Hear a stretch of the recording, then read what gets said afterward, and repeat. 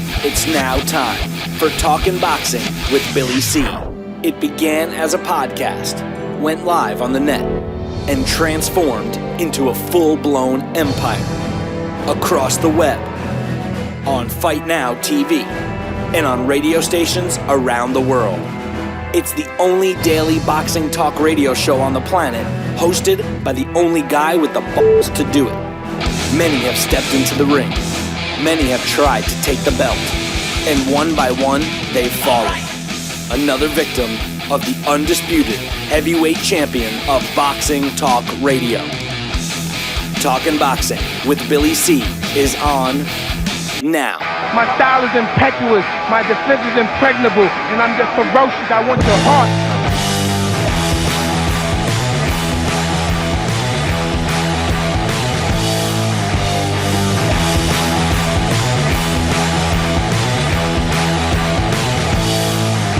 And we're coming to you live from the Billy C Studios in Lake George, New York. I'm Bill Calagiano. It's time for Talking Boxing with Billy C. Good morning, good day, good evening.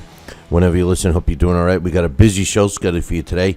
Programming note, we're going to be doing a live post-fight show immediately after the Deontay Wilder-Szpilka fight takes place, approximately 5-6 minutes after the official announcement is made. And then we're off all next week because we're heading south to do a couple of on-sites.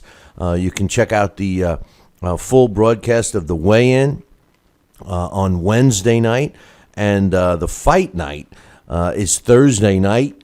Just visit www.ldltv.com to catch those streams, and we'll be there next week. Now, as far as the premium podcast subscribers, you guys will be getting some shows next week, as well as our radio stations. They already got their stuff. So that's that. YouTube, we'll try to get some stuff up. But all next week we'll be on site, so make sure you go over to LDLTV and LDLTV.com to catch our live streams of the weigh-in and the fight night that's taking place in West Palm Beach. Today's show is being brought to you in part by BrainHealthForever.com. Check it out, www.brainhealthforever.com. Take care of your brain. Don't let it go to waste. That'd be a terrible, terrible thing.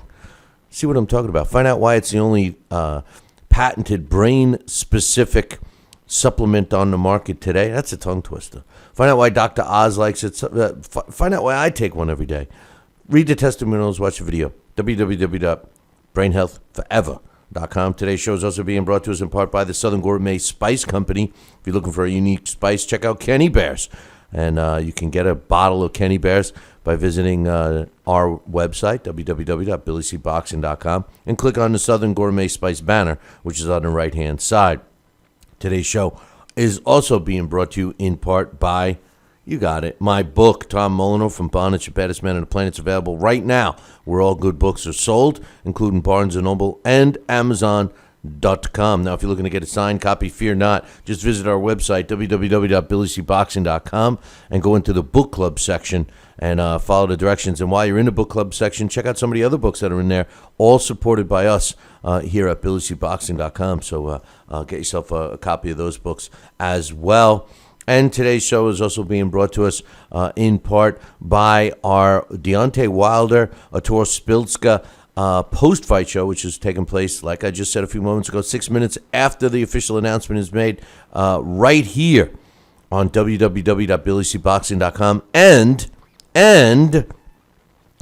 on our YouTube channel, youtube.com/talkinboxing, TALKINBOXING. And don't forget, we are doing a live broadcast from West Palm Beach, Florida. Now, if you're going to be in the area on Thursday night, what a great card to come and check out. You can visit the Kravitz Center for tickets, or just go to the website, www.billycboxing.com, and click on the fight poster. Or go to ldltv.com, and you'll get a better view of the poster. And you'll be able to watch both the weigh-in and the live event. So check out ldltv.com. We got some emails. I got some news to talk about. We're going to take one break because today is Friday. We're going to take one break, and then we're going to open up the phone lines, and then we'll go from there. So let's get this party started. First and foremost, don't forget about voting for our poll question. It's up on the website right now, BillyCBoxing.com. It's for who do you think is the best heavyweight in the world today, right now. Forget about belts, forget about this, forget about that. Who do you think is the best? Well, our poll, the way the stats read as of now, just before I went on, Tyson Fury has taken the lead. 30.8 of you feel that he's the best heavyweight in the world today. Number 2, Deontay Wilder at 26.2%. Following him very closely. All three of these have been flip-flopping. Anthony Joshua, 24.6. Alexander Povetkin drops way down after those top three at 10.8. Vladimir Klitschko, shocking still that he's only at 4.6. And bringing up the rears is Brian Jennings at 3.1% of you. So if you haven't voted, go cast your vote right now, BillyCBoxing.com. You don't have to do nothing. Just vote. First email's from my man Jesse. He says, hey, Billy C., I saw this in a website about the WBC scenarios and for their belts. What's your thoughts on how you see this? I think it's okay to determine boxers fighting their way to the belts if they worked for it like a plan like this. What Jesse's referring to is the WBC. They put it out. It was one of the things I was going to talk about, how they were going to fill in the void for their titles that they're going to be vacating, or they have vacated due to Floyd Mayweather. The first thing right off the bat that pisses me off about this whole situation, not only with the WBC but the WBA as well, is that they both modified their own rules by letting Floyd Mayweather, maintain both titles in both sanctioning bodies in both weight classes all simultaneously. That was a rule that's written in all their rules for the sanctioning bodies, that you are allowed to compete for multiple titles, but you must choose the one you want to compete with after you have a bunch of them. That rule applies to everyone, apparently, except Floyd Mayweather, who gets special treatment. So as a result of that, and by the way, if Floyd decides to come back, which we all think he will, the WBC and the WBA have both committed to Floyd, saying that they're going to give him back his titles, which is total bullshit, in my opinion. But anyway, he's the only guy that retires and comes back and gets everything the way he left it, The way the WBC is talking about we'll go through the two divisions. The welterweight division, they want Danny Garcia and Robert Guerrero is going to fight for the WBC's regular welterweight championship coming up in another week or so. Amir Khan has been installed as the mandatory contender, meaning the winner of that fight will have to fight Amir Khan. Now, Lamont, you dummy, Peterson and Andre Berto are fighting for a final elimination bout to determine the next guy in line. And then Sammy, the Hucan Mexican Vasquez against Aaron Martinez is a semifinal, or I should say semifinal elimination. Miguel Baranvedo against Aziel Casio, that's a semifinal elimination. The winners of the two semifinals will determine the wild card. And Ray Robinson, who's injured, he's a wild card. What does all that mean? Who the hell knows? What it all means is that the WBC has put all these guys in place and have given them all title shots. I mean, half these guys don't deserve. I mean, listen, I love Sammy Vasquez, but does he deserve a world title shot? Does he deserve to even be in the conversation? Does Andre Berto deserve another shot at the title? I mean, when was the last time he won a fight? He lost. Well, I guess he won the fight before Mayweather, but Amir Khan is the only legitimate guy in that mix. And quite honestly, Danny Garcia against Robert the Ghost Guerrero fighting for the welterweight title, that's kind of questionable as well. I mean, Danny Garcia has the belt, but Robert the Ghost Guerrero, I think he's come up short too. I don't know. It's just to me, it's a smokescreen. It's all bullshit. Now let's continue that thought and go to the super welterweight division. Jermell Charlo against John Jackson will fight for the WBC super welterweight title. Demetrius Andrade and Charles Hatley for the first mandatory. Vanis Martirosyan against Julian Williams for the semi-final elimination. Ishii Smith against Jorge Cota for the semi-final elimination. And the winners of the 2 semifinal eliminations will fight each other for the wild card. And Austin Trout is the guy who's placed as the wild card. Ishii Smith, come on, man. You see, this is what bothers me. These guys are ranked. They have no business. Ishii Smith is not a top 10 contender. He's not. Ray Robinson isn't in the welterweight division. You know, I'm not even sure Charles Hatley is, or even Julian Williams is, or Jorge Cota for that matter. Austin Trout, I mean, you can give him the benefit of the doubt. I mean, he's been there, but hasn't done anything lately. You know, bottom line, it's a big smokescreen, in my opinion, the way they're doing this. But anyway, that's that. And we had a question for it, so I figured I'd tie it all together, all in one shot. Next email is from my man Joel. And Joel says, hey, Billy C., what's your thoughts on the farewell fight for Yuri Boy Campus when he fights Anthony Basanti in Butte, Montana on January 23rd? I feel Montana is one of the only states that would sanction such a worthless fight, pitting a couple of mid-washed-up 40-year-olds against each other. What's your thoughts?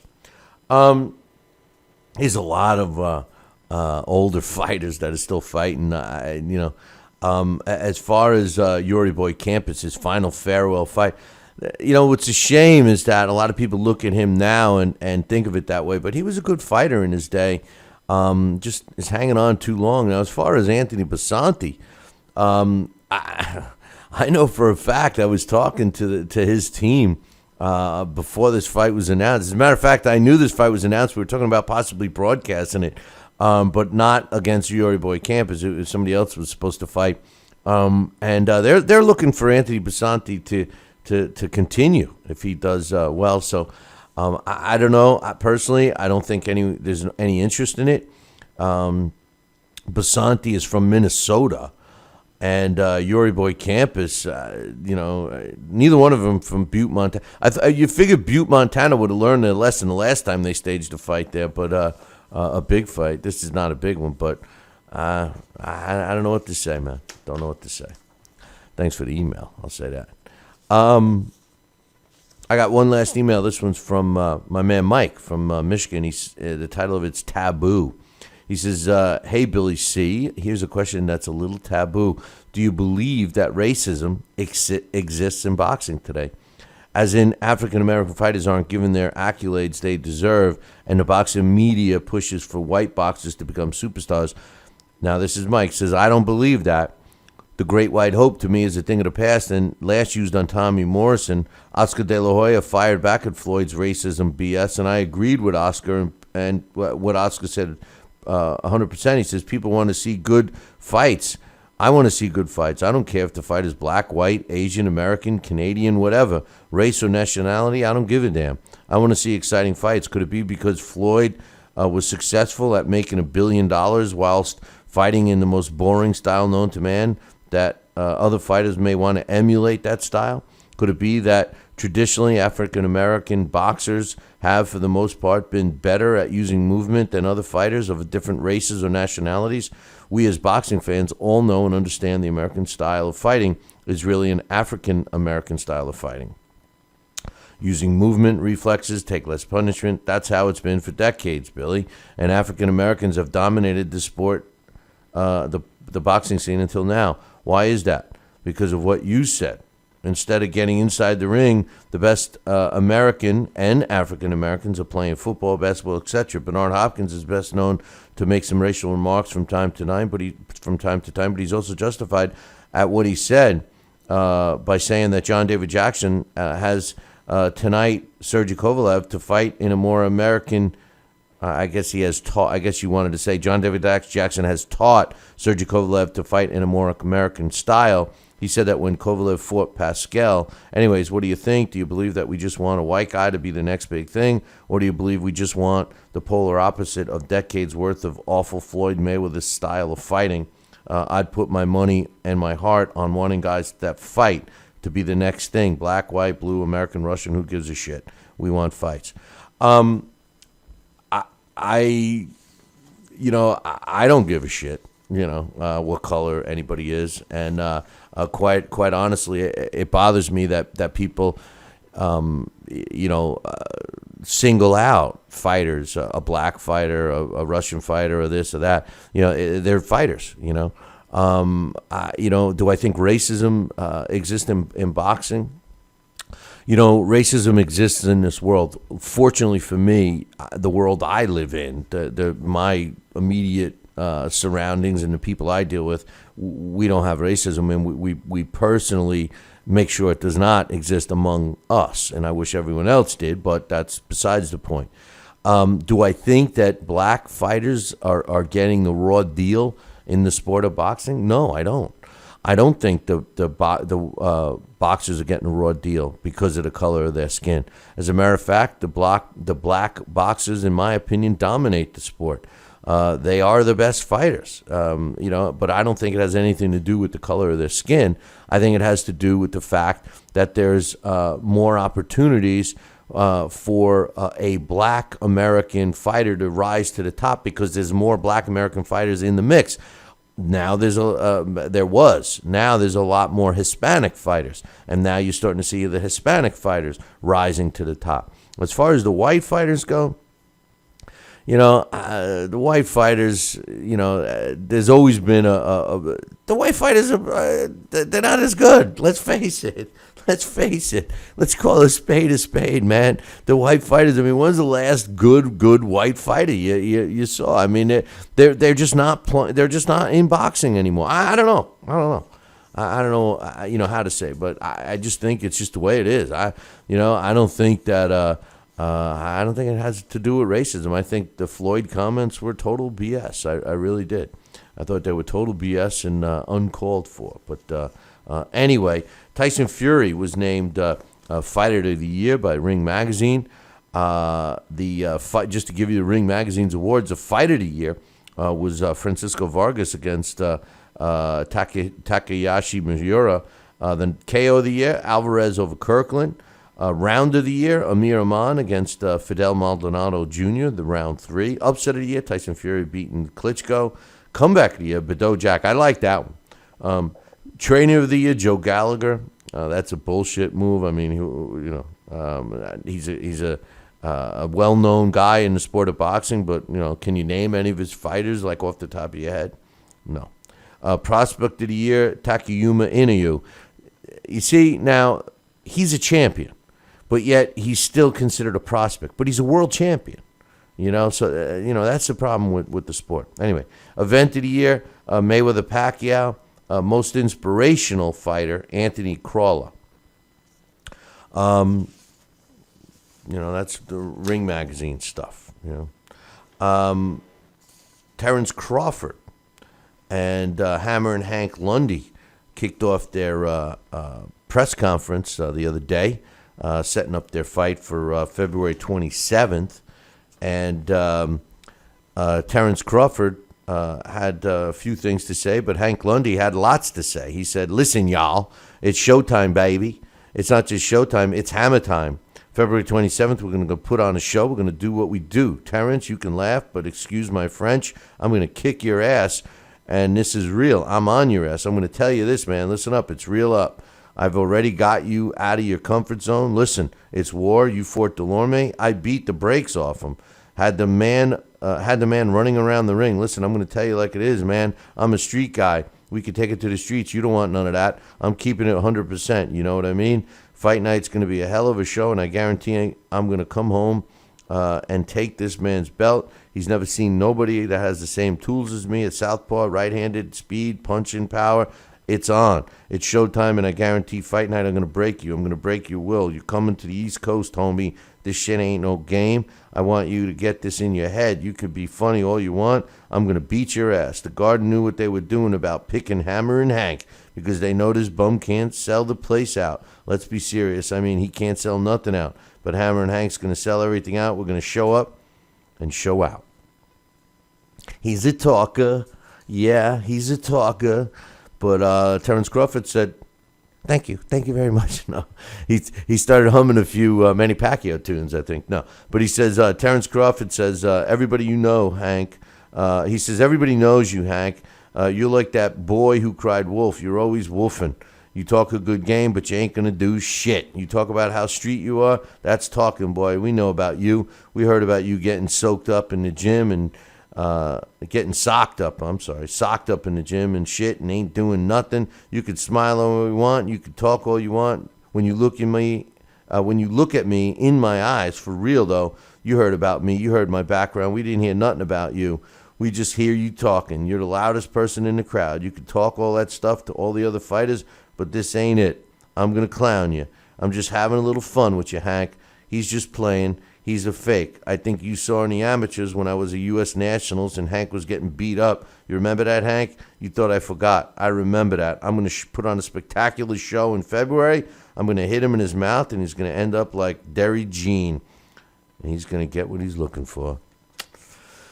Yeah, typical. I'm going to do this and I'm going to do that. And when I get you in there, boy, you're going to get some of this.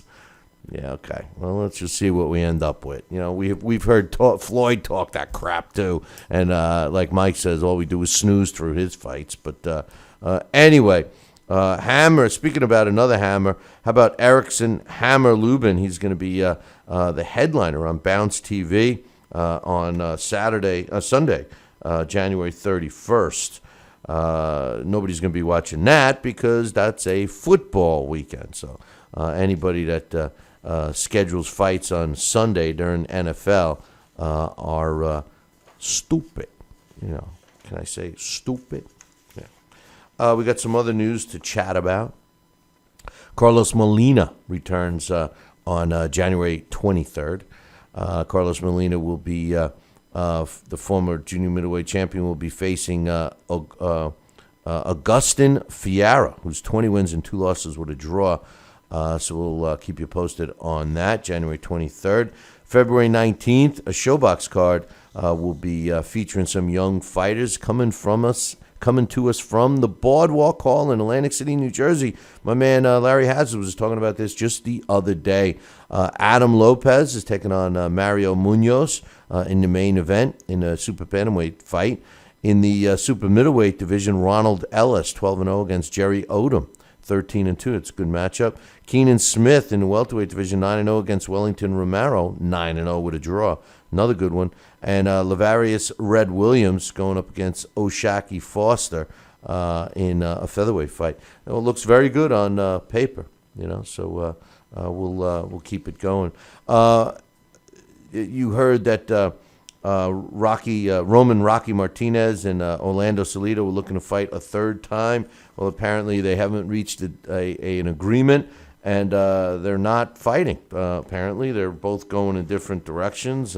Some people close to the camp say that they're still communicating, but a lot of people feel that this is a dead fight. Speaking of dead, my man Joel was mentioning the fight that's scheduled for January 23rd against Yuri Boy Campos against Anthony Basanti. Campos, 105 wins, 17 losses with 3 draws, and 81 of his wins coming by knockout. He's 44 years old, and he'll be fighting in Butte, Montana against Anthony Basanti. So we'll keep you posted on that. As far as some other news I wanted to mention, and I'm going to get to some other news on the Pacquiao-Bradley undercard, on the Bradley-Pacquiao fight. But I'll give you the lowdown on the undercard here in a couple of minutes. Let me just look through some. I had some other. This was something I wanted to talk about right now. Kell Brook is set to face Kevin Biggio. We talked about this earlier in the week, but this fight will be taking place in England, I believe, and they don't have the date yet, but I thought it was going to be in February, but the location is definitely going to be in the UK. He's a mandatory, so he's going to have to fight him. The Martinez fight. Remember, I was just talking about the Rocky Martinez and Orlando Salido. They are deciding to go with the being forced, at least by the WBO, for the mandatory, which is apparently going to take place again with Miguel Burchell. He's the guy that is the mandatory for Martinez.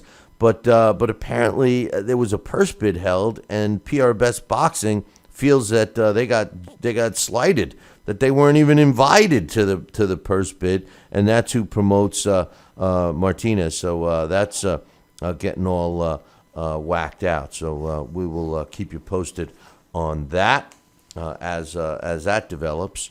And finally, I'm going to take a short little break here. I got some more news to talk about. I want to get to. Did you hear that Antonio Margarito's coming back? Yeah, we had talked about this a while ago, but apparently maybe he and Bob Arum have come to an agreement. Bob Arum was stating that Antonio Margarito wants to come back, wanted a couple of tune-up fights and fight again for a world title, but apparently he was pricing himself out of reality.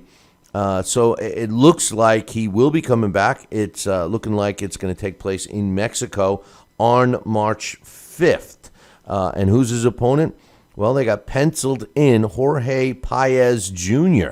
To take on Antonio Margarito, who's 37 years old right now. So we'll keep you posted on that. Let me talk about the Pacquiao Bradley real quick. Manny Pacquiao, Timothy Bradley. We know that the fight's taking place in April. They kick off their tour next week. You know, their press tour. So we'll keep you posted on that. Now, as far as the undercard is concerned, that's what I wanted to mention a few moments ago. Apparently, there's some fighters that are trying, or at least Top Rank is trying to get them on the card. We talked about it earlier in the week. Arthur Abraham against Gilberto Ramirez. Sauerland won the purse bid for that fight, but Bob Arum is trying to coax them to fight on the undercard of Pacquiao Bradley. But what he did say was that there are some definite fighters that will be on the card, including Oscar Valdez in the featherweight division. He's 18-0 with 16 knockouts. And the Olympian Jose Ramirez, who's 16-0 with 12 knockouts. It looks like Valdez most likely will be taking on Envy Gradovic, and they don't have these signed, sealed, and delivered, but they're very close. As far as Ramirez goes, it's looking like he's going to take on Manny Perez out of Denver. So as soon as those fights become official, we'll let you know on that. Now, listen, I'm going to take a short little break here. When I come back, I have the final comments and some thoughts on Wilder-Szpilka. And then I'm going to open up the phone lines because I want to hear from you guys and see what you guys got to say about anything to do with boxing. So I'll be back in 2. The one, the only, Don King. Makes me feel good, Billy, to have you, the #1 show in the country, talking boxing with Billy. So I invite each and every American that's listening to this great show to tune in, because we want you to be there with Billy and me. Hey, fight fans, check out KOFantasyBoxing.com. KO Fantasy Boxing is boxing's only trademarked fantasy game. Check it out, www.KOFantasyBoxing.com. Select your own gym, your own fighters, track them through a season that can last from 3 months to a year, depending upon which league you join. You got to check this out, man. www.KOFantasyBoxing.com. Join it today. Again, www.KOFantasyBoxing.com, and tell them Billy C sent ya. The undisputed heavyweight champion of Boxing Talk Radio with no worthy contenders. It's Talking Boxing with Billy C. Check out BillyCBoxing.com now, or feel the wrath of the mighty mustache. Oh, that hurts. Why are you doing that to my face? I hate you. That's BillyCBoxing.com. Consider this your warning. As a young boy, all Billy C dreamed about was one day having his own catchphrase. And we're back. And we're back. One boy, one dream, one day, everyone will say. And we're back. And we're back. And we're back. And we're back. And we're back. And we're back. Catchphrase, coming soon to a theater near you.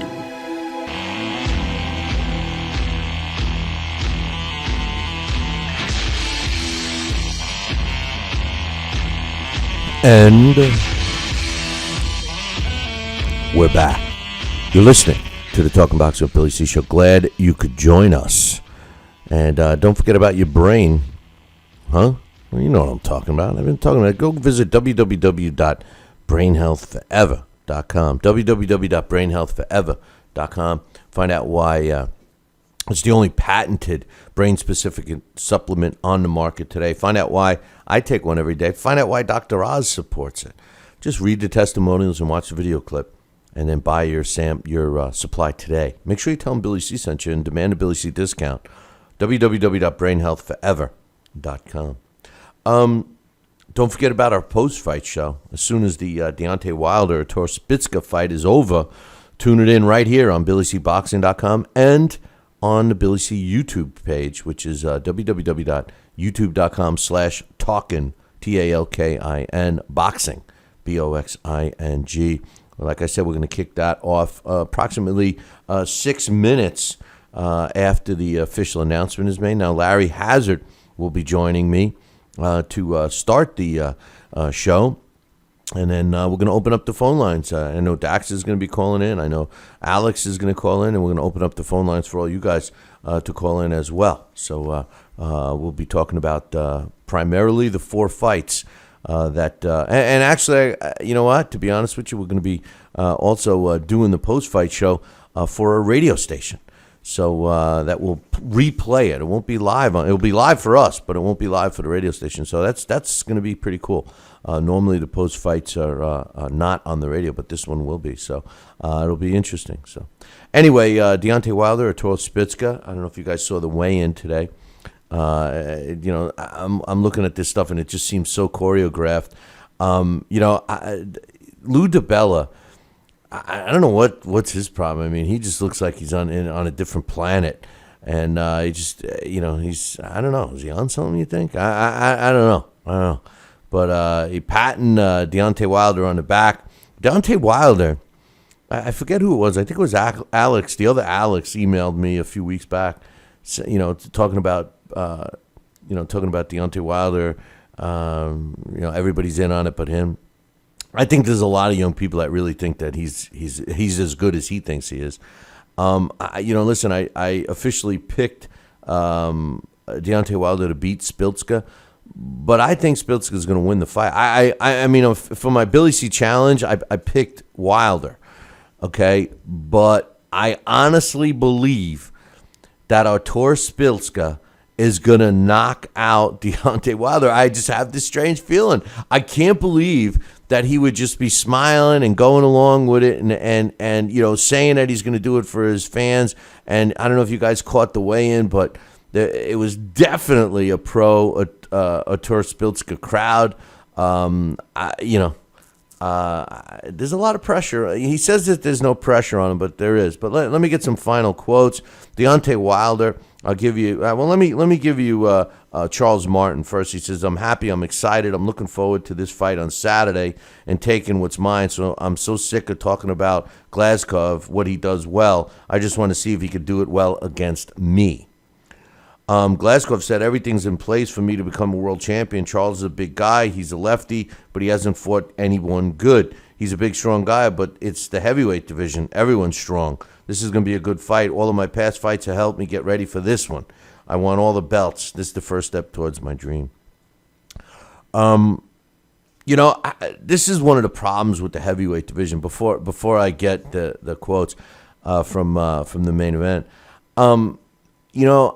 I've been buried with this event we're doing next week in Florida, but I've been kind of keeping a close eye on the whole thing that's going on with this fight and the heavyweight division. Not just the fight, but more or less with the heavyweight division. And I actually go back until the IBF kind of fucked everything up by stripping Tyson Fury. And although a lot of younger fans seem to think that the belts are better and they make more money and all this stuff, if you think about it and you think how poor these title fights are, and let's remove Deontay and Szpilka from the mix because I'm sick of beating at that horse. But take a look at the Charles Martin and Glazkov fight. Now, the Glazkov, yes, he's a small heavyweight, and I don't think he's a champion caliber fighter. I don't. But the difference with him compared to Martin is he's been around and he's actually fought his way into legitimate contention. We do our Billy C ratings. If you go up rankings, if you go up on BillyCBoxing.com, you'll see a section for it. And we don't give out a belt. So what we try to do is rank the top 10 fighters of each weight division, and we have the guy who beat the guy mentality. Now, Glazkov is in our top 10 because he beat some of those guys that were there, including Tomasz Adamek. He's been in some tough fights. Yes, he's got a couple of gift decisions, but he's been in some tough fights. He's seen many different styles. Now, he hasn't seen a guy as big as Charles Martin, but Charles Martin has fought no one, not one fighter. He hasn't fought anybody.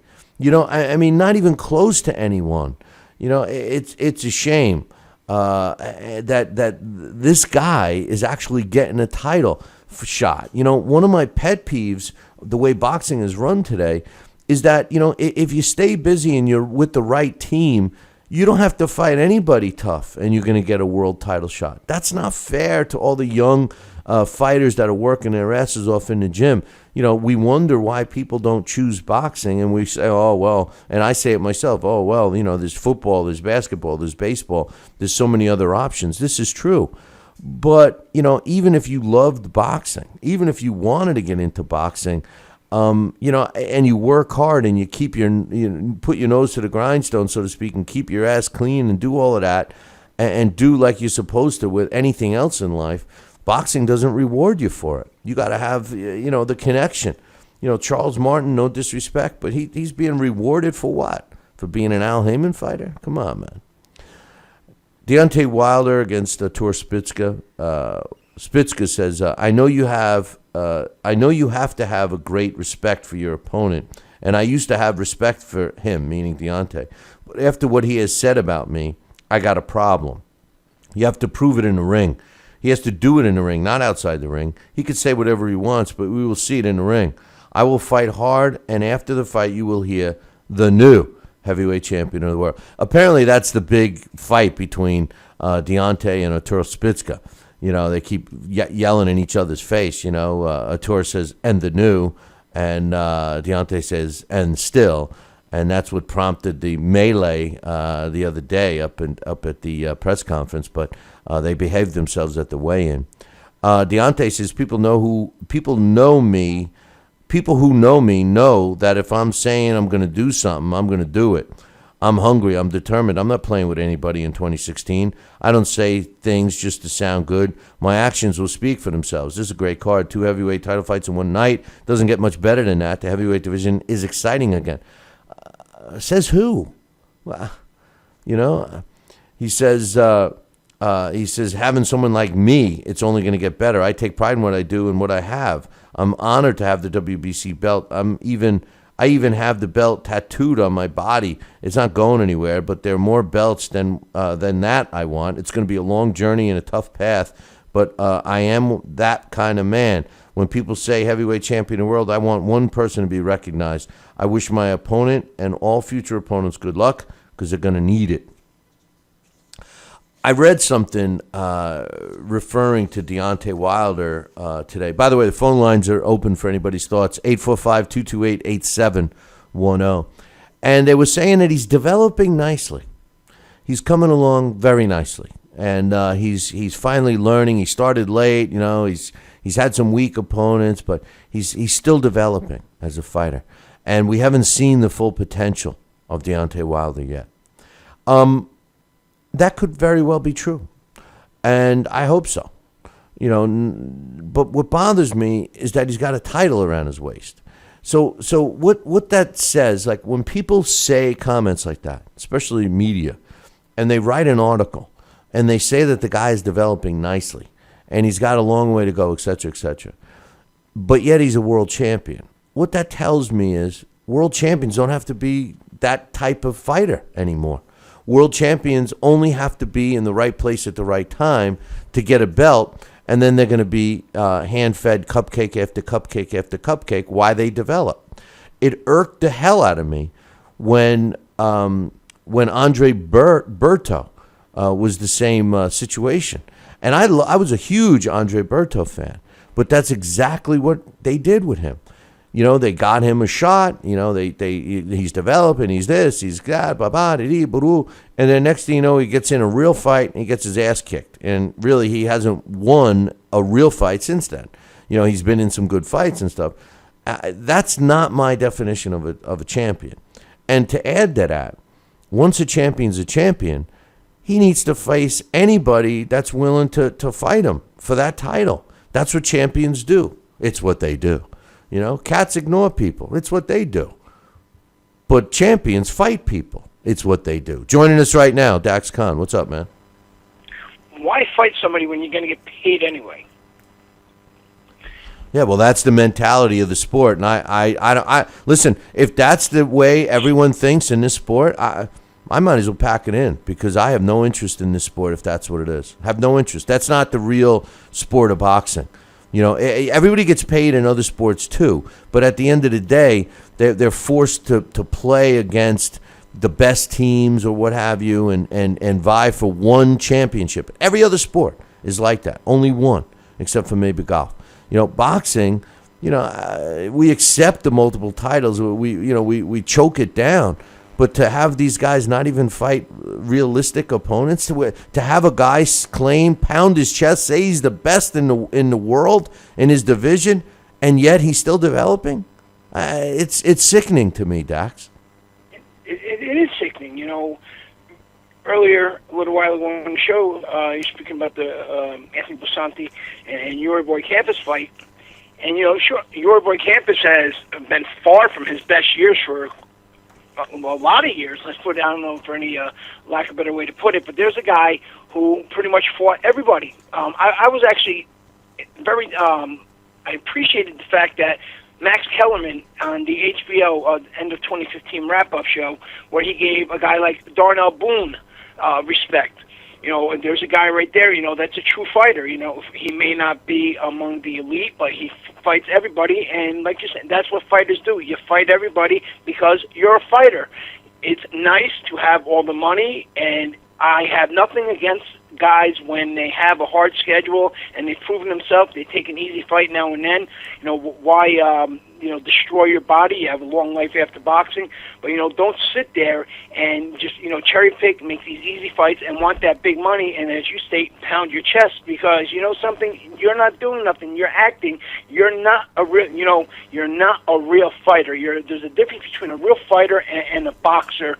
It's called prize fighting. Yes, you're a prize fighter, but you're not a fighter at heart. True. No, you got to have the heart. That boxing's all about heart. You got to have talent, but you got to have the heart. I mean, you got to have the heart to even step in. You know, you would not believe what some of these fighters think. Even young fighters, 4-round fighters with one fight under their belt. You wouldn't believe what people in the business go through, man. It's crazy. No, believe me, I know. But it's sometimes even when we talk about certain things, you know, just the two of us, we're just sitting there scratching our heads while we're talking about a situation, you know, sitting there saying, is guy A really saying this? Is guy B really demanding that? Or are you guys kidding me here? You know, do they even understand how ridiculous it is? And also, if there was somebody else making the demands, they were listening on the outside from somebody else making the same demands that they're making, they would be saying the same thing. Well, who are they to make those type of demands? It's a total different era than it has been. Now, take a guy like one of the things that was trending today and a big discussion on Twitter was Ersan Lara. You know, once again, he's always calling out somebody. I think he's called everybody from Roman Martinez to Vladimir Klitschko and their mothers, their cousins, their sisters out over the years. And, you know, he's back to Triple G again. You know, Triple G is ducking me. and some people, there were a few people who actually, you know, they kind of got it, but then there were so many people who want to fall into this, you know, the hype and the nonsense. He knows the fight's not going to happen. It's great when you call guys out and you can say they're ducking me when you know that that fight is not going to happen. And if you trick enough people into believing that these are fights you want, knowing in the back of your head that the odds of it happening are 1 in a million, and in the meantime you can promote yourself and build yourself up enough, you're fooling the public, and somehow you're making yourself a little bit of money there, and that's what Erislandy Lara has done. At times, he's had some bad decisions. He was robbed, you know, a few times, more than one time, I would say. But, you know, now he's just kind of seems content on making these claims that are ridiculous. Amir Mansour, you got to like hardcore Mansour. There's a guy right there who, you know, late start in his career. He's not the most talented fighter, but he goes out there and gives it his all. And he put out this little video on social media about Shannon Briggs, you know, talking about, you know, Shannon Briggs, you know, was a great champion, but he goes, I wish that I had the ability to do what Shannon Briggs does and put out these videos on, I think, Instagram he was talking about, and how he goes around and follows these champions and puts on these great shows and talks himself into these paydays and keeps himself being relevant. He said, maybe I would have had some bigger fights instead of sitting here, you know, struggling, trying to get a big fight like that. And Shannon Briggs, again, you know, Amir Mansour was right on point.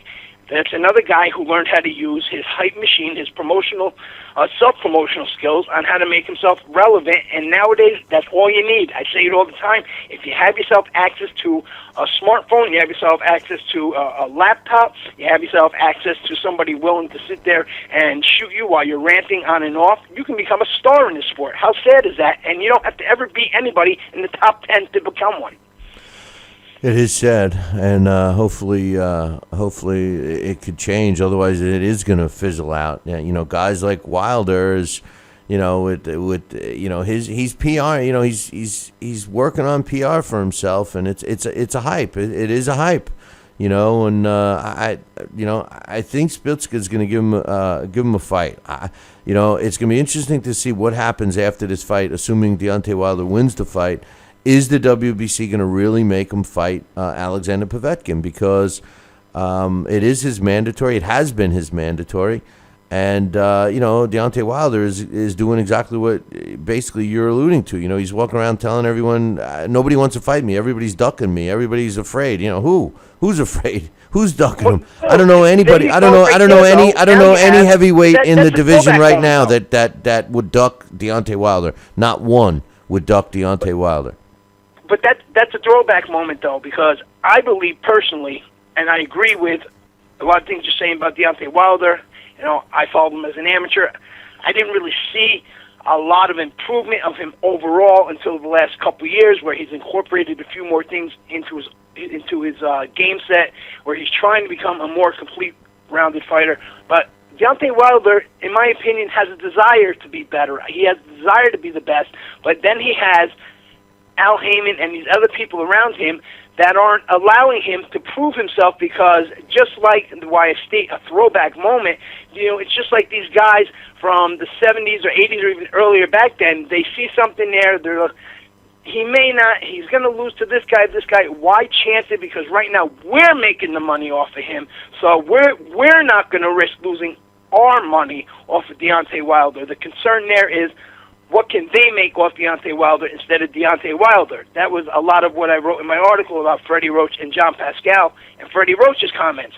What do you mean, Freddie? You're going to tell your fighter, don't you embarrass me? This is what I told him, don't embarrass me or I'll leave the corner. How is that? You are there for your fighter, and you're going out telling the public, I told him, don't embarrass me. Are you getting punched in the face, Freddie? You know what? You've embarrassed yourself by shooting your mouth off and making these ridiculous comments after your fighters lose on that they were robbed. I was one-sided. At one point in time, I think he said Manny Pacquiao won the Mayweather fight. You know, these fighters themselves are kind of getting shorted by the outside people who are running their mouths for these fighters. They're not letting these fighters fight the opponents that they need to either improve or to prove their worth. and their rankings because they're making the money off of it, and they're worried about if my guy loses, then you know what? That puts him back. He's not as marketable, and that hurts my paycheck. I'm not worried about his paycheck or his future. Well, I mean, listen, you're not saying anything that's new. I mean, everybody only cares about themselves. The point is that they're fooling the public, and the public's buying it. That's the part. That's what gets me mad. The public buys it. That's what gets me pissed, and the fact that they actually, recite it and repeat it, and you got people, that believe it, and they look at a fighter like I was looking through the WBC and how they're gonna, fill the void from Floyd or whatever, and all these fighters that are there, half of them don't deserve title shots, but I guess if you look at it from a perspective of the WBC is different than the IBF, and it's different than the WBA, and they all got their own fighters, and they got their own networks, and they got their own promoters, and they got this, they got that. Then, yeah, you know what?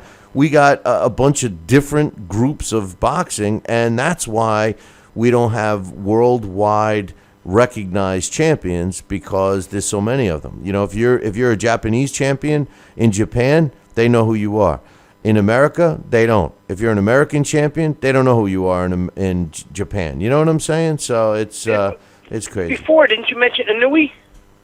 He won Prospect of the Year award, and he's a champion. How do you go?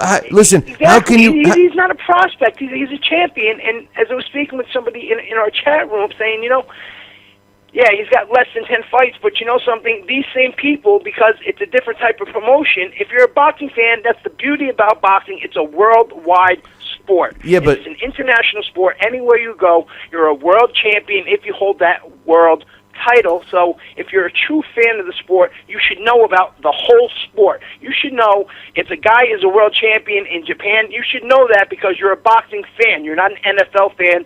You're not an NBA fan where you're just following what's in your country. And when you're calling a guy who's a world champion, and he's a good fighter, he's not an average guy. I believe even if he had 30 fights, this would still be a title, a world champion. Yet you got somebody like Vasily Lomachenko, who has, what do you have, 5 fights, 6 fights now? These same people wouldn't be calling him a prospect, though. But my point is that that just goes to show you, some people look at him. I believe a fighter with less than 10 fights is a prospect. There are few exceptions, like you mentioned. Lomachenko could be a good one, and Inouye is another one. So how does one side of the sport look at him as a prospect, yet he's a world champion? It's just ridiculous. It's whatever fits in that particular market. They needed to fill someone's name in that spot. He was a good fighter. He had less than 10 fights. Let's put him in. It's all, everything's become a smokescreen. But hey, listen, we can talk about that forever. But I want to get your final thoughts on the Wilder-Szpilka fight. That's what I called in about. Well, before you do that, what's your final thoughts on the Martin Glazkov fight? Because let's start with that one first. I mean, I know you gave an extensive breakdown on both these fights earlier in the week, but now that it's had a chance to sit in, and obviously you're following it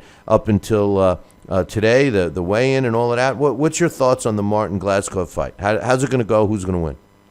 How do you come in for your first world title opportunity on the biggest stage of your career at your highest weight of your career?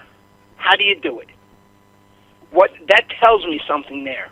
That tells me that either A, his camp didn't go as well as they're trying to make out, or B, a little bit too confident in his victory, and because he was so confident, he's saying to himself, no matter what I do, I'm going to win. And his mind was so up there that, he just did not put in the proper amount of work. If anything, if he was working that hard in the gym and he was doing the cardio he was supposed to, he would have came down lower. He fought just in September, and in September he was 247. And earlier last year, I think in March or April when he fought, he was about 5 pounds lower than that, 6 pounds lower than that. And he went up and down. You know, right now, with your first world title opportunity, you should be in the best possible condition of your life. Don't worry about your muscles. Don't worry about throwing that big knockout shot. Worry about that cardio, because we've seen it time and again. These guys that are blowing up, they get knocked out, and it doesn't have to be a big guy who does it.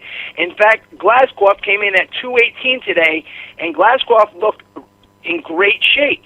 So, you know, I think Charles Martin is blowing it here, and I think Glazkov is going to take it. Charles Martin, I picked Glazkov. I think you picked Martin, right? I did. I did pick Martin based off of, you know, some of Glazkov's lackluster performances and some of his gift decisions. But, you know, now I'm starting to rethink that, considering you come in at a career high for the first world title fight, and it's your first time on that big stage. And Glazkov, even though he's never had a world title opportunity, he's been on the big stage in the amateurs before. He's going to be more relaxed going into this, and Martin's going to be overwhelmed in the moment, and I think he was undertrained, and unless he comes out and he scores a big knockout early, Glazkov is going to have his way and go to a unanimous decision. Charles Martin, who's the toughest guy he's beaten? Because there's a lot of unknowns on his resume, but who's the toughest guy on his resume? I mean, who can he boast that he beat? The toughest guy on his resume is probably, you know, the perennial journeyman, you know, Rafael Zambuno Love, who has arguably been in there with everybody. But he's, you know, Rafael, you know, he's there to be beaten, but, you know, this is a guy who has been in with some great fighters in his career. Now, probably the best-looking name on his resume is Joey Dueco. You know, Joey, again, you know, he's a guy who is not an overly skilled fighter, but he's tough. He's there to slug, and that's pretty much what happened in that fight. Martin was just able to overpower him and stop him. Other than that, there's nobody on there. He has one undefeated fighter on his resume, and I think that was might have been last year, might have been Alexander Flores when he picked up this minor title. Flores is a big puncher, but then, you know, Flores, again, who did he fight? You know, nobody can even say they know who Flores is. Joey Dueco is you know, he's actually got some talent, but he's so small, you know, and he's got like the Humpty Dumpty build, you know. If that's the best guy on Charles Martin's resume, he could be King Kong, and Glazkov is you know, going to wear him down. Glazkov is a small guy. He doesn't move that well in the ring. We've seen him ring. I've seen him ringside a couple times. I know you did once with me, and you know, he doesn't move that well in the ring, Glazkov, and that could spell some problems for him against Martin if he's stationary. We may find out tomorrow, and it's a possibility, an assumption. We may just find out tomorrow that Glazkov is one of these guys that fights up to his level of competition or fights down to his level of competition. We've seen that, you know, over the years many times. So remember, as an amateur, Glazkov was in there, you know, with a lot of good guys. So he has that experience. That's why I mentioned, you know, being on the big stage. When you're in the Olympic Games, you know, for the people who say the amateurs and the pros, it's a whole different game. Yes, it is. But as far as the moment overwhelms fighters, it has over the years to many hundreds of fighters. It has, and you know, there's nothing bigger than when you're at the Olympic Games and the world is watching, and you know, you're fighting for a medal. And unless you've been in that type of situation before, you can freeze up out there when you know that everybody's looking at you. You're getting embarrassed. You can't listen to your corner. You're starting to get tired. And I think that's what's going to happen to Charles Martin in this fight. Yeah, you know, I think, well, I already thought that Glazkov would win, even though I just, every time I go against him, I come up short. So now, and Szpilka, you know, he does the same thing. You know, I think this is the second time, I think, he's weighed 239. And the last time he weighed 239 was when he first started out in maybe his 7th or 8th pro fight. Yeah, but they misprinted that. They misprinted it. He weighed, they announced that he weighed 228.6. And then, for some reason, they have it printed all over the place that he weighed 238 point something. 238. They were off by 10 pounds. I watched the weigh-in, and they said 228.6 is what David Berlin said. And he even read it. what's his name? The announcer, Jimmy Lennon Jr., read it the right way. 228.6, and then all the publications have it out as 238.6. So I was watching on the stream, and I didn't get the wasn't getting audio when I was just going and watching on the stream, and then I went on social media to get the exact weights. And you're right. There's a lot of news sources that printed him up as 239, and a lot of people on Twitter said 239.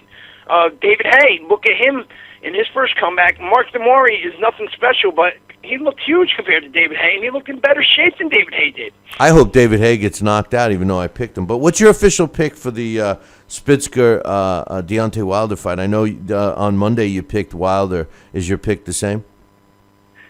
Yeah. Deontay Wilder's going to take this. He's going to take it early. He's not going to risk anything. He's going to come out there. He's going to pump that jab. And as I stated in my breakdown, Deontay Wilder can just land those 1-2s. He has that long reach. You might not go down with that first one. You might not go down with that second one. But if that that 1-2, if that number 2 punch lands more than 3 or 4 times, you're going to go down, and that's what's going to happen with Szpilka.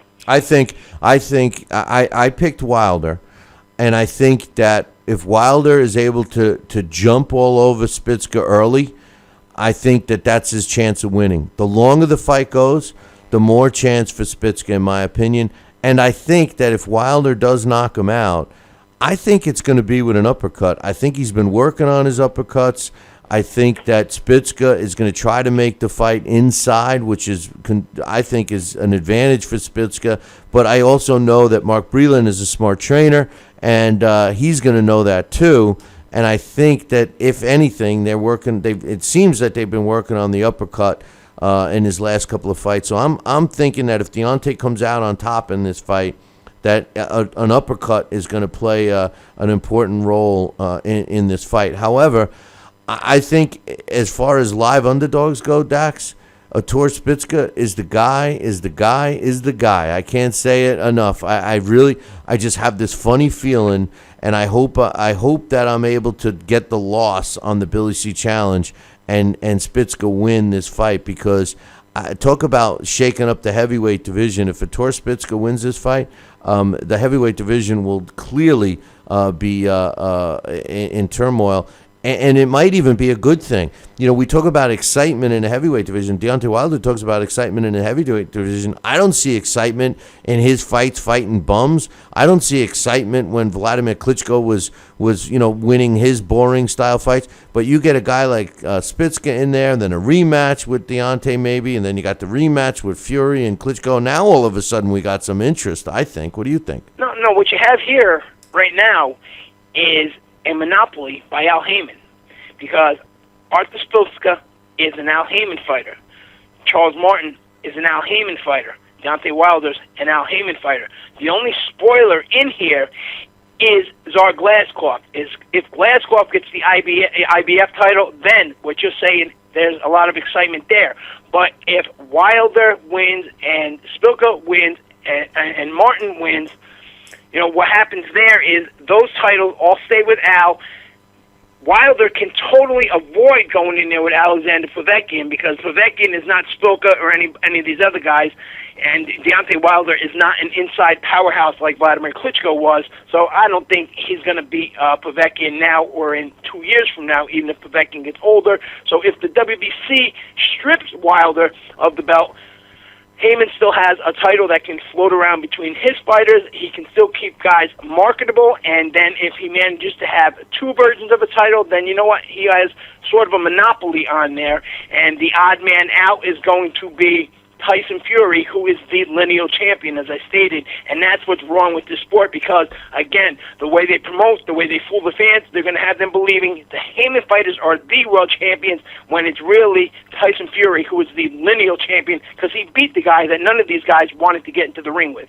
Well, listen, I predicted last week that the whole game plan was that Deontay Wilder beat Szpilka, and then Charles Martin beats Glazkov. If those 2 things happen, the next you'll see Deontay Wilder give up the WBC belt in order to avoid Povetkin, and then he'll fight Charles Martin and win a title back.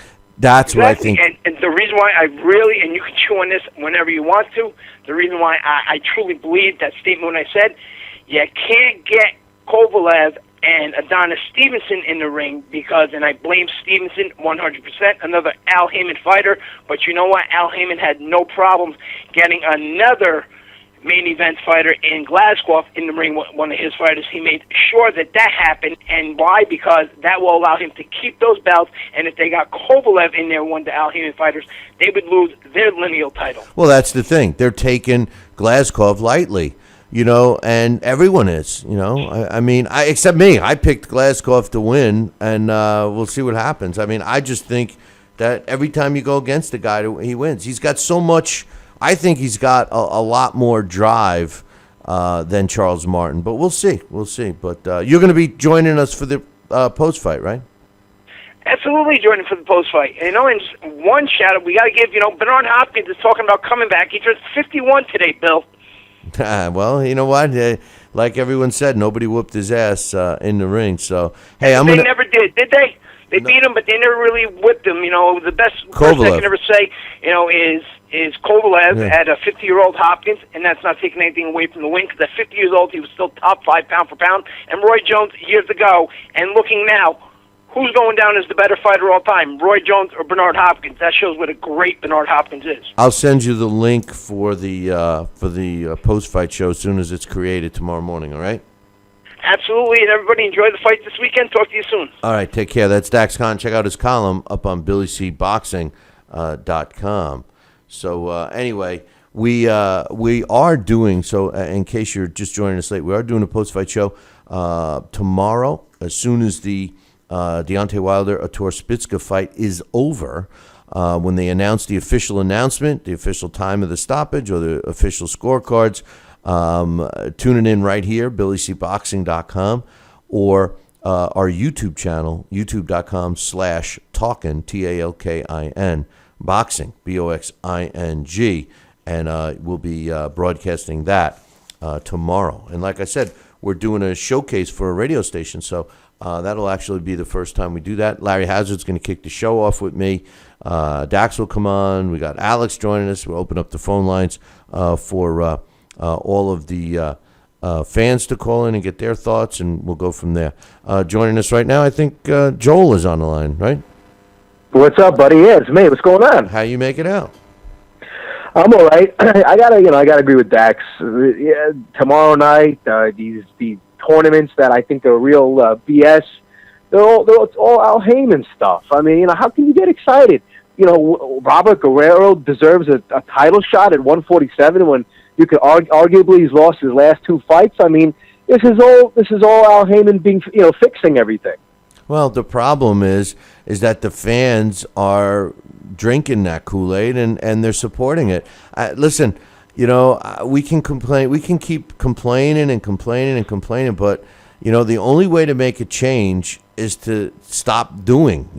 Just like years ago, I always use this example. Years ago, and I'm a Jets fan, but years ago the Giants were an awful team, the New York Giants, and the fans spoke up. They burned their tickets. They did this, they did that, and sure enough, the Giants turned their franchise around. And well, not lately, but they've been a good team. Well, that's what boxing needs to do. Fans have to just walk away from it and wait until something exciting comes. But my fear is that it's so bad right now. Fans walk away, it may never come back. I agree. I wanted to ask you, do you think that Sauerland won the purse bid and Top Rank was trying to work with them to get the Gilberto Ramirez Abraham fight to the undercard of Pacquiao Bradley? Do you see them going along with it? I just tend to see them not wanting to have anything to do with Abraham being in the U.S. because that's their boy, and I think they have a better chance of him winning those wacky split decisions. I mean, I'm a big Abraham fan, and I'm happy when he wins, but I don't see that fight coming to the undercard of Pacquiao Bradley. What do you think from your knowledge of everything about that? I think it will. Abraham, you do? Yeah, Abraham has fought in the U.S. before. He's at the end of his career. He's looking for a big payday. That fight is worth more in the U.S. on the Pacquiao Bradley undercard. I think it's a much better sell here than it is there. He's a better sell. Arthur Abraham's a better sell over there in Germany, but he's going to draw the same amount of people regardless of who he fights. I think there's it's a win-win situation for Arthur Abraham, because even if he loses the fight, here in the States, he could always go back and fight again in Germany. But I thought that he was looking for, one big payday and walk away. I think the fight's going to end up on the Pacquiao undercard. Yeah, I do. How does that all work then? Does that mean the Top Rank would have to, on top of the money that Sauerland shelled out, that they have to give more, or do they give them some of the money that Sauerland took out of their pocket? How does that all work? That they would get it on that undercard, even though they lost the first bid. All a purse bid does. People have the wrong idea about a purse bid. A purse bid is something the sanctioning bodies incorporate to push a fight, right? Yeah, that I'm aware of. And then they have their own split. How the split is supposed to be based on the purse on the purse bid. But a lot of times, in most cases, especially for the big name fights, these guys have TV deals and everything else. The purse bid is the minimum purse that the fighters are going to get. They could cut a deal. So let's say, what was that, $1.56 million, I think. Yeah. For Sauerland, right? So yeah. So they could turn around and say, hey, listen, we'll pay Arthur Abraham $3 million for the fight to come fight over here. More than what the purse bid is a split, so $1.6 million split between two fighters is what they're saying. Yeah, it could be every sanctioning body. What is it? Sometimes it's 60-40, 70-30, right? Everybody's sanctioning. Yeah, it all depends. Some give 75-25, some give 60-40, some give different. 70-30. Some if it's a vacant title will even go 50-50. I don't know. It all depends who the rankings, what the ranking number is, and all of that. But the bottom line is, I think that Bob Arum will be in a position to offer Arthur Abraham more money than he can make in Germany to come and fight here, and Sauerland, since he gets a piece of that, will say fine. I think that fight's going to end up in the U.S. And by the way, Sauerland, because he won the purse bid, he's got some bargaining power. So now all of a sudden he can kind of be a co-promoter of that fight. So he gets more money out of that too. He might even cut a deal with German TV to broadcast just that fight and clean up. So Sauerland's in a good position right now, and I still think the fight's going to end up in the U.S. Yeah, I mean, I wouldn't mind. I still don't think I would order that pay-per-view. But that's a fight that I would definitely tune into. I do apologize. I was taking a little nap. I had a long day today, but I missed part of Dax's call. I woke up listening to Dax, but I don't know if he asked you. Or you? I found out that the David Haye fight's going to be free on YouTube tomorrow. On that, for people outside of the UK, starting at 4:00. Do you have any interest, or are you going to be watching football tomorrow? I'm football, man. You think I care about David Haye? David Haye is one of the worst things about the sport of boxing, and how he gets special treatment and everything. I hope that this whole thing falls flat. I hope he falls flat on his face, because he thinks that his ego is so huge that he thought that people were going to be jumping all over this fight. Did you look at the card? I looked. It's horrible. The card is terrible. Not even his fight is even good, but the rest of the card is even awful. I'll be shocked. And Jack was saying in the chat room the other day that even people in England are sick of David Haye. It's going to be a failure. He's not going to get. He won't even get as many views as we get when we do our live broadcast. He won't. You watch. He won't. Yeah, and that's a shame. When Larry called in on, you were off yesterday, so was it Wednesday? I think it was Wednesday, right? When Larry called in, it's a shame about, I was listening to the whole thing where he said that boxing was really popular in Atlantic City in the 80s and 90s when it was Trump and stuff, and then Caesar's Palace took over, and now they're bankrupt. Because I was looking, it's a shame that they just, as he said that, I think on Tuesday or Wednesday they announced that Showbox card that's going to be at the Boardwalk Hall in the Atlantic City. with the Lopez versus Munoz, and it's a shame. I wish. I went to a UFC back. My first UFC event was back in 2001. It was at the Trump Taj Mahal. And Hopkins was fighting there. You had Arturo Gatti. You had all these big names, and now it's like everything's in Vegas. You have California, you have Texas, you have New York. But it's a shame that even Larry admitted it that New Jersey just doesn't have the appeal anymore. It's lost a lot of money. I know the Rebel Casino went bankrupt last year, and they tried selling it, or someone bought it. It's a real shame that they're in such financial peril. I wonder where this all started from. Well, it started when gambling became available for people in that area to go other places, number one. Number two, the whole point of what we're talking about was that the casinos in Atlantic City kind of have walked away from boxing. They're not bringing them in. The reason why they're in Vegas and you're seeing a lot more in New York at the Barclays Center in Madison Square Garden, because they're offering the promoters money to come and have the show at their facility. They want it there. That's a PR move. They offer some money to the promoters, and then they keep the tickets, or they offer a ticket split, whatever the deal is. So they're actually getting paid site fees, the promoters, to come there. And then you got the TV deal or pay-per-view, so they're making money there. That's why they're going. Atlantic City, the casinos, and he mentioned Caesars as being one of the top. Harrah's was there. There was a couple others that used to do fights all the time. And, they stopped. And one of the points that we were talking about is the decision makers now that, maybe are in their, 30s or early 40s, aren't boxing fans. And if you go back, you can tie it to the sport of when, in between eras, when Mike Tyson went away, the sport there wasn't any character. So there's a whole generation of people that could give two craps about boxing, and now they're the ones making the decision. Do I bring in, a concert featuring so-and-so, or do I bring in boxing? Nah, I don't like boxing. I like the concert, so that's their first move. And then, they get everybody else. Yeah, we're into it. And then the boxing gets kicked to the curb. That's what the problem is. In addition, Jersey's having some other financial issues. So, when you package it all together, it ain't looking too good in Atlantic City. I mean, but Larry, I don't know anything. This would be something I'd love to hear from Larry if when you come back after being in Florida, from next week, when you come back the following week. I don't know. Is there anything he can do? Is there any money in the budget where, like you said, with Madison Square Garden, where they kind of lure and pull in the promoters? I mean, is there anything he can do, or, as you said to you privately, that you can tell us publicly?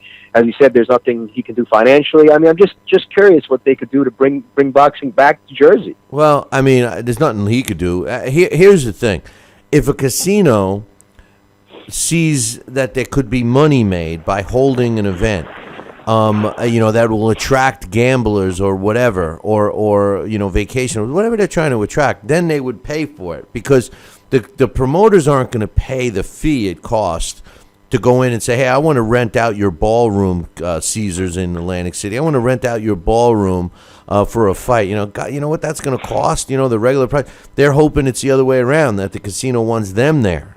So unless that happens, the promoters are going to go elsewhere. Yeah, promoters don't want to promote. They want to make all the money they can. They want to do, listen, the problem with this sport isn't just what everyone complains about. It goes deeper. Everybody that's involved has contributed to the problems in this sport. It's true. And really, it's up to the fans. The fans are accepting it, and we're going to get it. So make sure go ahead. I'm sorry. No, I was going to say, make sure you tune into the post-fight show tomorrow. Oh, no, I am. And lastly, and I promise I'm not going to play Columbo. When I was dozing off, I heard you mention are you doing a boxing event this next week in Palm Beach, you said? Yeah, we're doing a live. We'll be broadcasting the weigh-in. We're doing it's a live night of boxing on Thursday night in West Palm. But Wednesday night we'll broadcast the weigh-in, and then Thursday will be the broadcast of the event. Yeah, I'll be doing the blow-by-blow. Who's going to be fighting? Anybody? Any small card? I mean, yeah, it's a small club show. There's a super middleweight that you got to keep your eye on, Victor DeRocha. Yes, you mentioned him. Yeah, he'll be on that card, and there's a couple of other young up and coming fighters. Tobias Green out of West Palm, he was going to be on there. There's some other fighters that are possibly going to be on. There's an MMA guy, Jose Cortez, Cortes, who they call him the Colombian necktie. He's making a transition over to boxing, so he's going to be on there. So yeah, there'll be some. It's up on BoxRec, So are they gonna be announcing you from? Are you gonna make them announce you from New York, or are you gonna? They're going to announce you as being from Palm Beach. I mean, because I know you talk about Florida so much, I sometimes forget you're from New York. No, I'm going to be doing the blow-by-blow, so I'm not going to say anything. I know. I'm making a joke. I'm just going to enjoy the sun. I'm driving down, actually, so, but I don't mind driving. I just hope I don't get hit with weather. But listen, we'll be looking forward to you Saturday night, my man. And make sure you tune in to the fights on Thursday. Yeah, no, I am. What time? What time? That was what I just want to lastly also ask you and tie into the question. What time? And as you said, it's LDL TV. What time about on Thursday? I don't know if it starts at 7 p.m. or 8 p.m. You got to check LDL TV for that. I honestly don't know what the time is. It's on the poster that's up on LDL TV. Okay, yeah, not a big deal. All right, buddy. Look, thanks. Have a great weekend. Have a nice time down in Florida. I hope you have a couple or a bunch of scotches, and we'll look forward to you when you come back. But I'll definitely be tuning in Thursday, and I'll definitely be watching the fights and tuning into you tomorrow night, buddy. So I appreciate your time. All right, we'll talk tomorrow, brother. Take care. Take care. Have a great day. Take care. That's my man Joel, and you can check him out in the chat room. And don't forget about our post-fight show immediately following the Deontay Wilder-Szpilka fight tomorrow night. As soon as it's done, tune in to our YouTube channel, youtube.com/talkinboxing, TALKINBOXING, or right here on BillyCBoxing.com. Wake up. It's time for It's too early for a trivia question.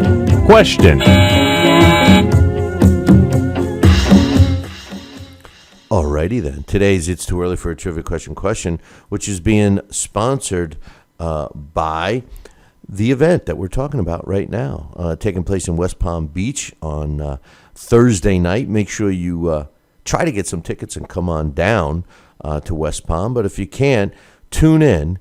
We're going to be doing the whole show. We're going to be broadcasting from start to finish live for free on LDL TV or LDLTV.com. So check out the website, www.LDLTV.com, and get the info. Or you can click the fight poster, which is up on BillyCBoxing.com, which is on the left-hand side. Today's It's Too Early for a Trivia Question is supplied to us by Henry Haskup. And it's a tough one. It's been floating around, so I'm going to give you some hints, and I'm hoping that we crown a winner. We're still looking to give our first prizes away for 2016. Which world champion lost the most title fights? Which world champion lost the most title fights?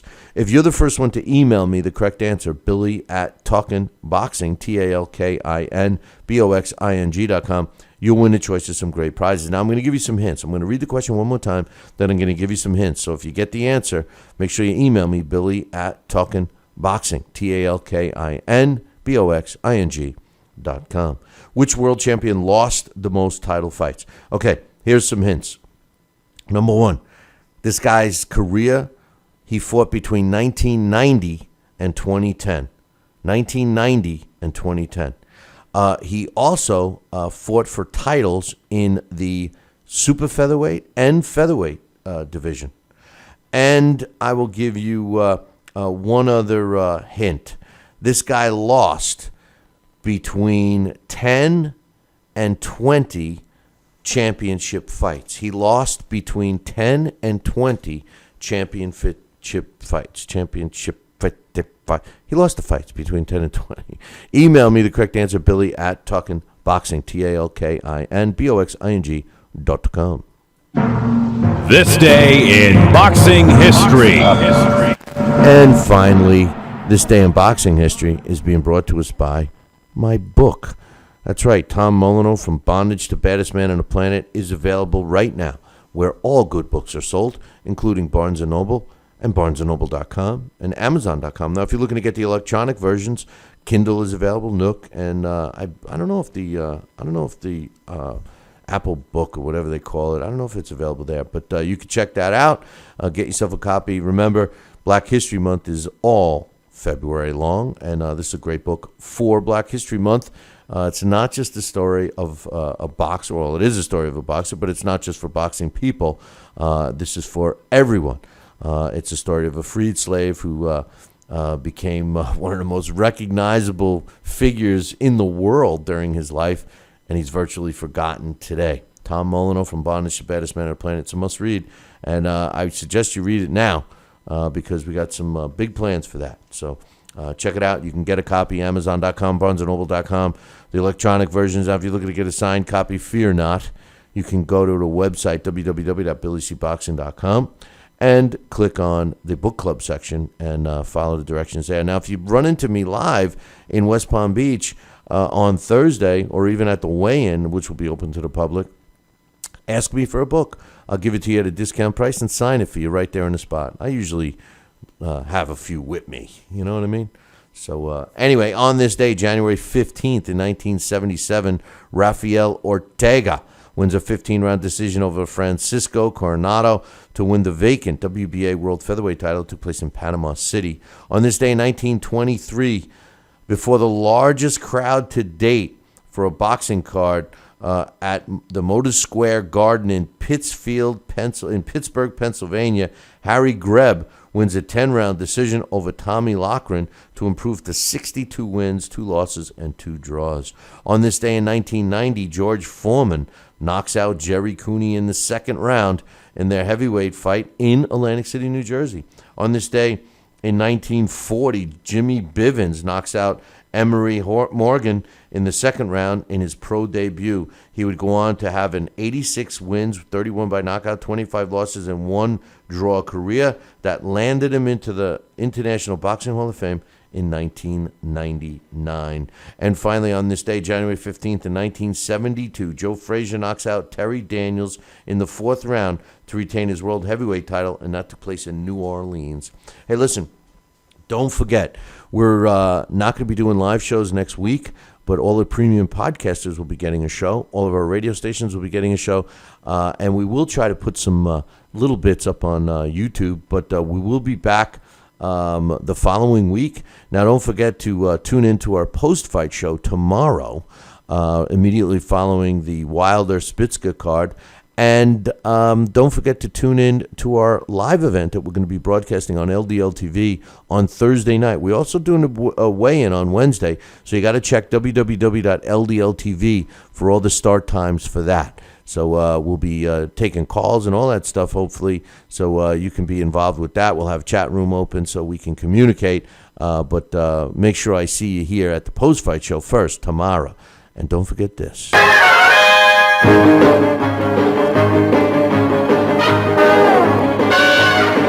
Hey, man, make sure you enjoy all the fights this weekend. And hopefully we'll see you in beautiful West Palm Beach, Florida. If not, make sure you tune in. But when all is said and done, make sure you tune in right here next week. Same bat time, same bat channel. Until then, ciao, baby.